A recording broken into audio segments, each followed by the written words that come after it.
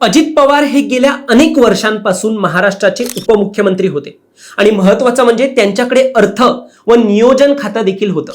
महाविकास आघाडी असेल किंवा महायुती असेल, कोणत्याच सरकारमध्ये अजितदादांकडचं अर्थ खातं कधी सुटलं नाही. आपल्याला माहिती आहे अजितदादांच्या नावावर तब्बल 10 वेळा राज्याचा अर्थसंकल्प सादर करण्याचा रेकॉर्ड आहे. पण मंडळी, आता याच दादांच्या पक्षाला एकेकाळी त्यांच्याकडे असलेलं अर्थ खातं दादांच्या निधनानंतर परत मिळवण्यासाठी मोठी मशाकत करावी लागते.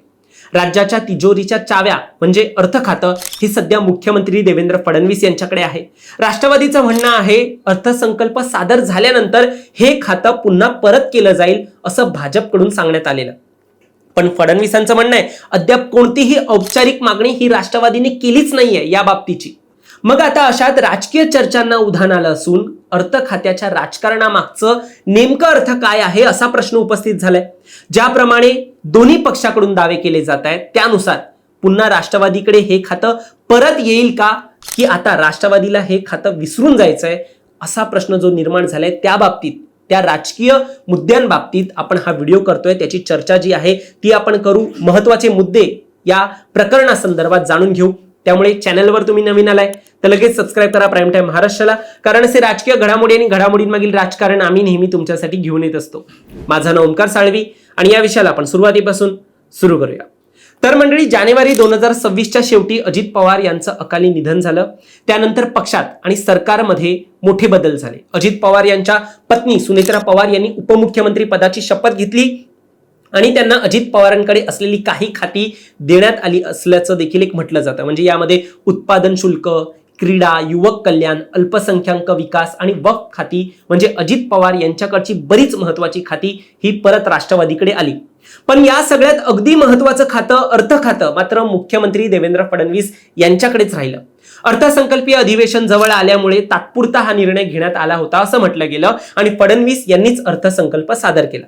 आता आज मे 2026 मध्ये म्हणजे अधिवेशन संपून 2 महिने उलटून गेले तरीही अर्थ खातं राष्ट्रवादीला परत देण्यात आलेलं नाहीये. यामुळे कुठेतरी राष्ट्रवादीत नाराजी वाढली असल्याचं म्हटलं जात आहे. 26 मे 2026 रोजी मुंबईत महाराष्ट्रात एक राष्ट्रवादीच्या नेत्यांची एक महत्वाची बैठक झाली. या बैठकीत नेमकं काय काय घडलं यावर आपण कालच एक व्हिडिओ केलेला आहे. हजारो लोकांनी तो व्हिडिओ पाहिलाय, त्यामुळे तुम्ही देखील ती सर्व माहिती पहा. या व्हिडिओच्या शेवटी तो व्हिडिओ सजेस्ट होईल. मात्र आत्ताच्या विषयाला घेऊन एक माहिती म्हणजे याच 26 मेच्या बैठकीत सुनेत्रा पवार यांनी अर्थ खातं राष्ट्रवादीला परत मिळत नसल्याबद्दल खंत आणि नाराजी व्यक्त केल्याचं एक बोललं जात आहे. अजितदादा असताना हे खातं राष्ट्रवादीकडे होतं, आता का नाही मिळत असा प्रश्न इतरांनी देखील सुनेत्राताईंसमोर एक उपस्थित केला.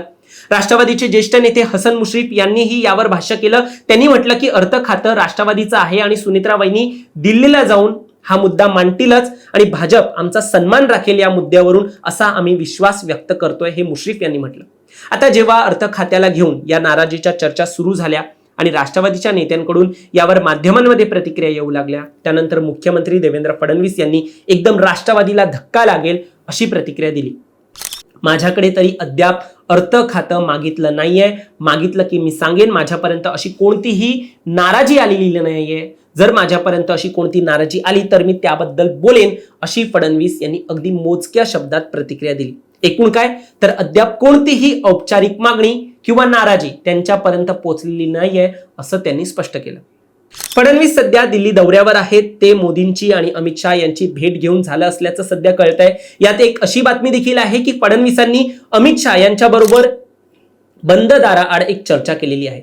यात त्यांनी याच अर्थमंत्री पदाचा उल्लेख करत शहा यांना काही महत्वाची एक माहिती देखील दिली असल्याचं कळतंय.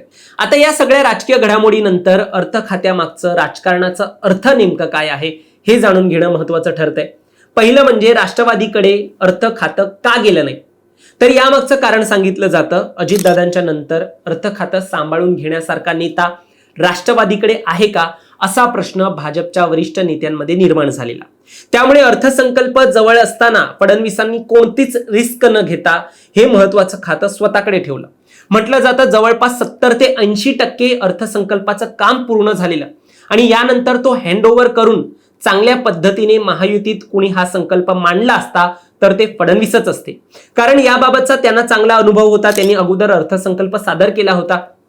आता हे होतं राष्ट्रवादीकडे अर्थ खातं का गेलं नाही याचं एक कारण. आता यानंतर दुसरा प्रश्न असा उद्भवतोय, अर्थसंकल्प झाल्यानंतर हे खातं भाजपने राष्ट्रवादीला परत का केलेलं नाहीये अजून. तर आपल्याला माहिती आहे सध्या राष्ट्रवादीमध्ये अंतर्गत कलह सुरू आहे. यात सुनेत्रा पवार यांचा स्वभाव देखील आक्रमक नाहीये. या राजकारणात जिद्दीने किंवा अडून राहून किंवा नेतृत्वाचा आणि राजकारणाचा धाक दाखवून पुन्हा ते खातं आपल्याकडे आणण्यासाठी ते प्रयत्न करतील असा त्यांचा स्वभाव नाहीये. सुनेत्राताईंचा हा स्वभाव नाहीये. त्यात सध्या पार्थ पवार राष्ट्रवादीमध्ये त्यांचं वर्चस्व ठेवू पाहतायत आणि त्यांचा जुन्या वरिष्ठ नेत्यांवर एक विश्वास नाहीये आणि एक नाराजी देखील असल्याचं म्हटलं जातं. जरी भाजप हे अर्थ खातं राष्ट्रवादीला मग द्यायचं ठरवतं तर त्यांना नेमका या पदावरती मंत्री कोण असेल आणि तो कॅपेबल आहे का हे जाणून घ्यायचं महत्वाचं ठरेल. भाजपसाठी हे महत्वाचं ठरेल.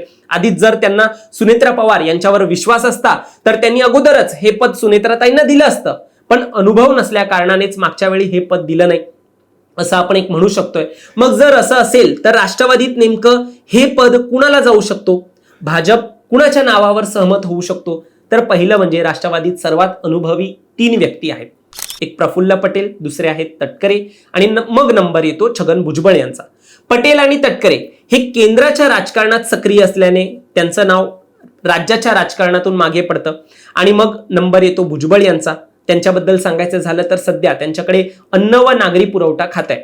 भुजबळ हे महाराष्ट्राचे 2 वेळा उपमुख्यमंत्री राहिलेत. त्यांनी गृहमंत्री सारखी महत्वाची खाती सांभाळली आहेत. त्यामुळे त्यांना प्रशासनाचा अनुभव असल्याने त्यांना हे पद जाऊ शकतं असं एक म्हटलं जात आहे. पण मंडळी, पार्थ पवार यांच्या नाराजीच्या यादीत भुजबळ यांचं नाव असल्याने त्यांना पुन्हा त्यांचा देखील विरोध होऊ शकतो. आता याच संदर्भात अजून एक महत्वाची माहिती म्हणजे सध्या दिलीप वळसे पाटील हे सुनेत्रा पवार यांच्यासोबत दिल्लीला आहेत आणि दिलीप वळसे पाटील हे एनसीपी मधील ट्रबल शूटर आणि अनुभवी प्रशासक म्हणून एक ओळखले जातात आणि त्यांनी देखील महाराष्ट्र विधानसभा अध्यक्ष, गृहमंत्री आणि सहकार मंत्री म्हणून प्रशासनात काम केलेलं आहे. महायुतीत फडणवीसांशी त्यांचं एक राजकीय वैर नसल्याचं देखील म्हटलं जातं. त्यामुळे त्यांना देखील हे पद मिळू शकतं आणि आता ते सुनेत्राताईंसोबत दिल्लीत असल्या कारणाने त्यांच्या नावाची एक देखील चर्चा आहे. आता या सगळ्या अर्थ खात्याच्या राजकारणात पाहण्यासारखं असेल नेमकं पुढे जाऊन काय होतंय. आणि एक चर्चा अशी देखील आहे की भाजपने जर अर्थ खातं एनसीपीला दिलं नाही तर त्या बदल्यात दुसऱ्या मंत्रिपदाची एक ऑफर दिली जाऊ शकते. कारण हे खातं निधीच्या दृष्टीने खूप महत्वाचं आहे आणि राष्ट्रवादीच्या अंतर्गत वादात या खात्यामुळे कोणतं एक राजकारण होऊ नये म्हणून महायुतीतच एक वेगळी काही खेळी होताना पाहायला मिळू शकते. खातं हे स्वाईप केलं तर तशी देखील एक शक्यता निर्माण होऊ शकते. पण तुम्हाला यावर काय वाटतं? तुमचं मत देखील आम्हाला कमेंटमध्ये सांगा आणि असेच राजकीय घडामोडी पाहण्यासाठी सबस्क्राईब करा प्राईम टाइम महाराष्ट्राला.